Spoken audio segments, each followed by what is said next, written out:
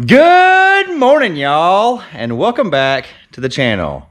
So today, I'm going to talk to you about something that is very important if you own your own business. And it's something that you should make time for, even though it makes you no money.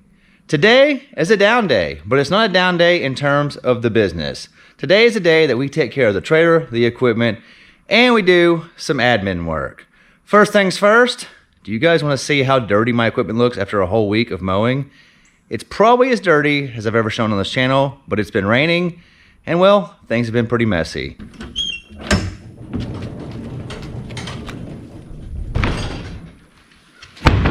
Are you guys ready to see what my trailer looks like normally after a week of mowing? It's not as pretty as it is in those other videos where everything was perfect, but this is it. This is what, I mean, it's not terrible. It's really dusty. The mower has been doing some off-roading. It's covered in grass. It's dirty. All this stuff got used this week. Basically everything in the entire trailer got used this week. And all of it needs to be cleaned up, serviced, and put back up ready to go for this week. So this is a day that we do almost every week. We try to schedule a day where we take all the stuff out that we use for the week.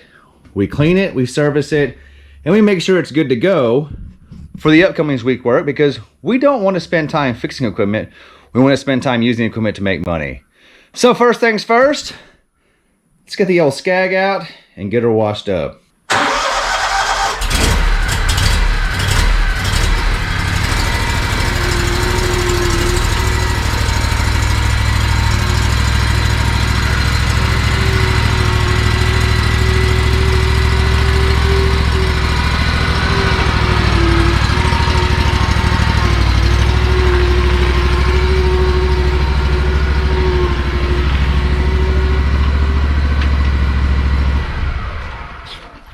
Would y'all like to see what a well-used Skag Tiger Cat 2 looks like after a week of rain mowing?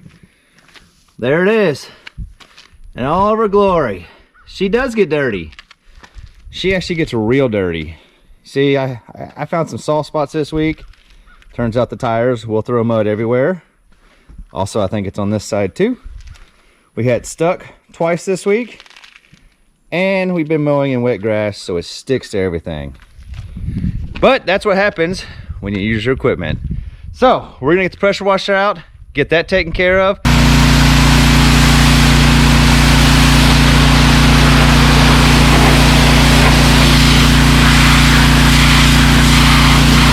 This is what it looks like when it's all nice and clean.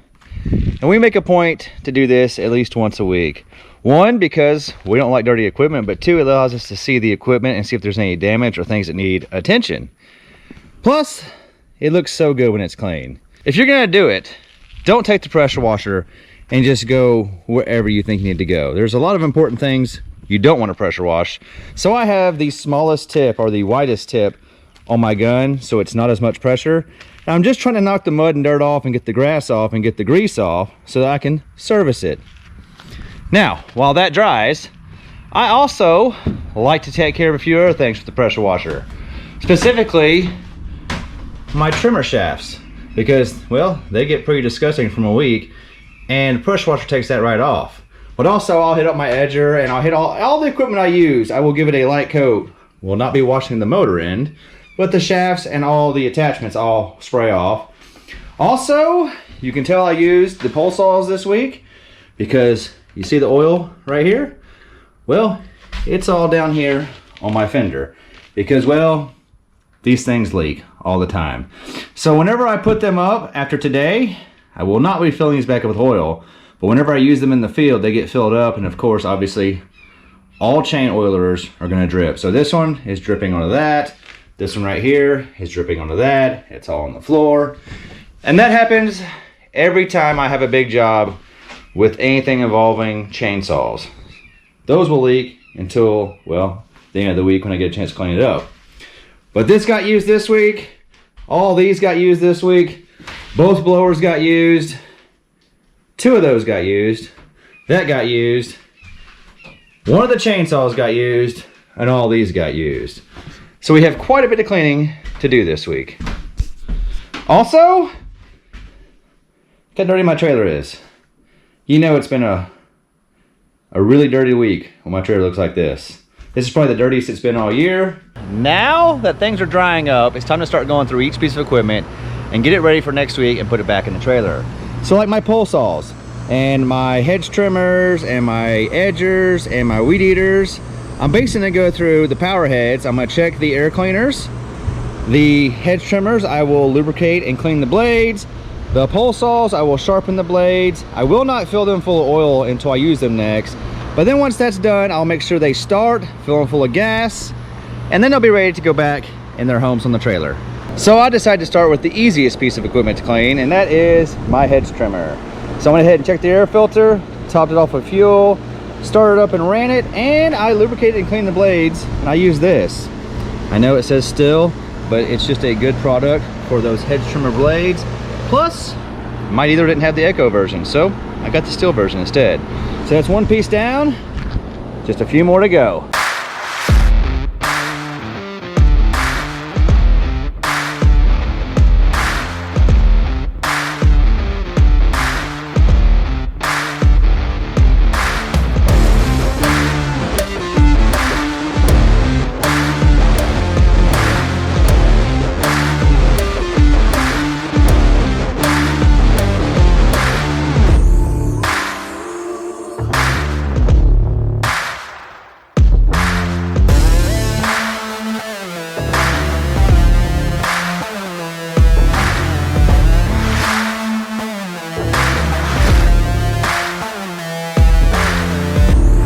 All right, we have all of our stuff cleaned up, serviced up, ready to go. We have lubrication and corrosion protection on the hedger blades, that one and that one. And we went ahead and sharpened our hole saws. And to do that, I actually use this. It's a Sharpener by Timberline. It comes with these different little bits you order for the size chain you need. And once you set it up, it's actually super easy to sharpen a blade. I can sharpen a blade, like that one is a 10-inch bar, that one's a 14-inch bar. I can do those in like maybe 2 or 3 minutes, and the same goes for my big chainsaws in the trailer. This right here, I can sharpen all 4 blades in probably 20 minutes max.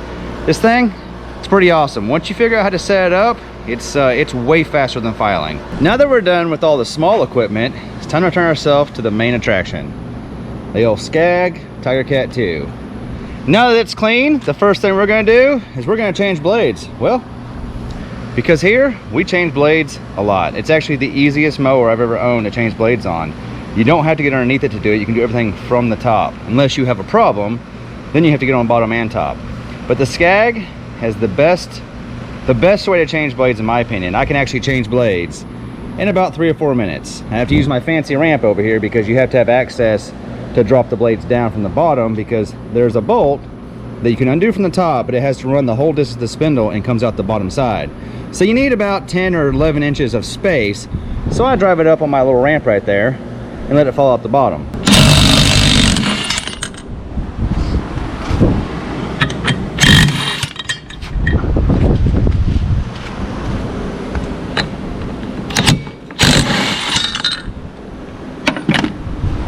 And just like that, it's that easy. Now all 3 blades have fallen through the bottom. These are the blades that just came off. And I know you guys don't believe me when I say I change blades every day. This is 1 day of mowing on these high lift blades. So you can see they still look pretty good, but the edge is pretty beat up. The lift piece is not so terrible, but that's 1 day. And they probably could go a second day, but I have a big day coming up, meaning they will start to deteriorate about noon, and I need them to mow all day. So for this, I'm gonna go back with the Oregon blades. I've sharpened all my blades, they're ready to go. These need to be sharpened. I'm gonna go with these Oregon blades because I have a long day of mowing, but not big yards, and they are medium lift, but they hold their edge pretty good, and they do a really good job of cutting the yard really well on one pass. These do the best job, but they wear out quick. These do a really good job. They last a little longer, but sometimes when they get wore out, because they have a lower lift, they don't clean up the grass or the clippings as much as I would like them to. So whenever I have the big, huge yards that are mostly fields of Bahia, I love the high lift. When I have more manicured yards that are still large, but not so much Bahia or Bermuda, I like to go with the medium lift. Still haven't found a place for these mulching blades because all of my yards right now, as thick as they are and as much as they're growing, I really need to get rid of the clippings, and this does chop them up, but it doesn't throw it as far or get it as clean as I would like it. These will probably play a big role coming up soon in the fall whenever we have a lot of leaves. And then the stock OG blades. I haven't actually ran these in a while. Maybe I'll try these. These were really good. I've been sharpening. You can see they've lost a lot of meat, but they're probably on their 5th or 6th sharpening right now. So longevity wise, the OEMs are the best, and they actually do cut really well. Cuts the best, cuts second best, but has a longer life. Not a fan of these yet. Maybe it's the wrong time and conditions. And these were pretty good. So, you know what? I have a really, well, I'm gonna leave the Skag OGs alone. I'm going back with Oregons for the first day.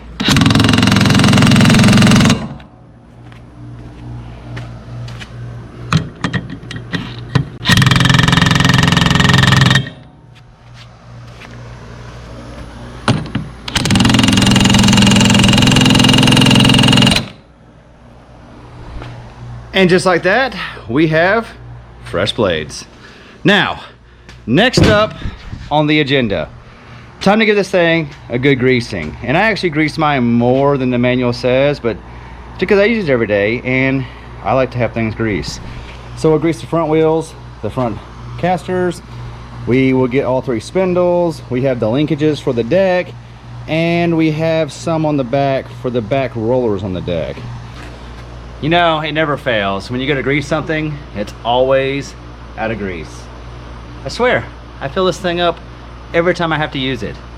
It's awesome, but it's always out of grease. We finally got everything greased, and on a Skag, also super easy. There's grease points everywhere, the front wheels, the spindles, all the linkages. You even have 2 back there to get to, but they're all very, very easy to get to. And they all have good relief points where you can tell that you're not over greasing it. And the reason we wash first and grease second is because we don't want water getting down in there, especially in the spindles. So whenever you grease it, you're able to push that water out and you see a positive return. Like right there, that's my relief valve for my grease on the spindle. And when I pump it in, you pump it until you see fresh grease come out right there. That way you know you're moving grease through the entire spindle. Same thing for everything else. Now, the last thing we were gonna do, I've decided not to do it, is change the oil in the mower. It's because right now I have 73 hours on this mower, which means it's been about 63 hours since my first oil change, because you run it about 10 hours on the braking oil and then you change it. The manual says you should change the oil at every 100 hours. But since we're commercially using it and we're using it not every day, but when we do use it, it's all day, I decided to go somewhere between 100 and 50, which is what a lot of people on the internet say is 50 hours when they change theirs. I think 50 is a little excessive. I talked to the dealer about it and they basically said, just check it. Just check the oil. As soon as it starts to look real black, change it. Don't do it based on hours, do it based on usage. Or because some of my yards are very, very heavy usage and some are very light usage. So we're at 73 hours now, meaning 63 hours since the last oil change. I have 2 very heavy days this week, which means we will be over the 75 hours at the end of the week. But I just checked the oil. It still looks really, really good. It's not quite black yet. So we're gonna let it roll 1 more week, and then we'll do a full service with the oil. Last thing we do, we come over here, pop off the air cleaner, we blow it out and put it back in. We'll top it off with gas, and then it's time to start loading everything back in the trailer. But before we do that, we're gonna clean it out.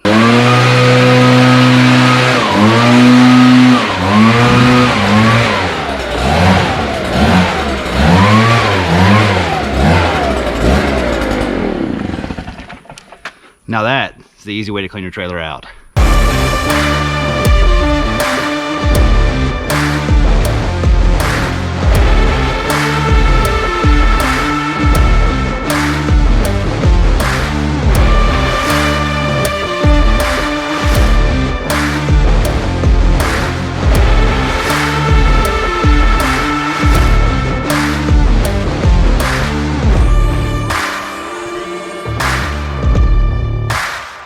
Everything is back in the trailer. It's been serviced up, fueled up. It's ready to go for the next week of work. And you're probably wondering, why did you guys just hang out with me and watch me do some maintenance? Well, this is not a maintenance video. It has nothing to do with maintenance. If you want to know about maintenance, there's plenty of videos out there. They tell you exactly how to do everything, what to do step by step. I don't want to do that. I just want to tell you the importance of maintenance. One of the most important things you can do with your landscaping company or any company that involves any sort of equipment or something that needs attention, you need to take time for maintenance. So I worked offshore for a long time, and they used to have this writing on the wall. If you don't schedule time for maintenance, your equipment will schedule the time for you. And what that means is, if you neglect your equipment, it's going to break down. And it's going to force you into maintenance. So one of the most important things you can do to protect your investment of your landscaping company is to protect your equipment and take the best care you can of it. Service it weekly. Look at everything. Look at the attention to what's going on. Is there something broken? Get it fixed. Don't keep using it until you find a better time, because honestly, the longer you go, the more it's going to cost you.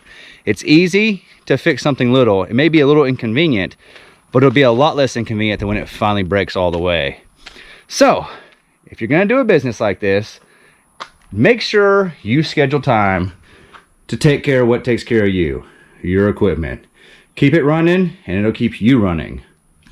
Now, I have to go through and sort out all this because this is a little bit of a mess, but it's not terrible. Got to restock my water, get my paper towels ready, get new batteries for my light system, take out the trash, and we'll be good to go for the next week. You know what else I do today? I told you guys I not only take care of equipment, this is my normal everyday day off. I clean everything up, I take care of the equipment, but I also do a lot of admin stuff. I do all the bookkeeping, all the invoicing. I do a lot of going and visiting and doing quotes. Like this morning, before I did all this, I scheduled all my quotes. So that way I'm not taking time throughout the day. Now don't get me wrong, if someone flags me down or calls me in the moment, I will make sure I get to them that day. But if I can, I push them off for a day where I don't show up with the trailer. I show up with just the truck. We go over what they want, discuss pricing, and that's how we handle things. Another important thing about today, not only are we giving the equipment a rest, you're giving yourself a rest. Because that right there can be very easy to overwhelm yourself and run yourself so hard and so ragged that you just burn yourself out. So not only are we taking care of the equipment, you're also taking care of the number one piece of equipment, the guy who runs all that and makes all this move. So just because your phone's ringing off the hook and you have all the customers you can think of, remember, you can't do it all if you wear yourself out. So that's why I think today is the most important day of the week in my entire landscaping company. And it has nothing to do with mowing yards or making any money. Today is all about putting time and effort back into the equipment so that we can make it for the long haul. Anyway, guys, thanks for watching. I love you, and I'll see you in the next one.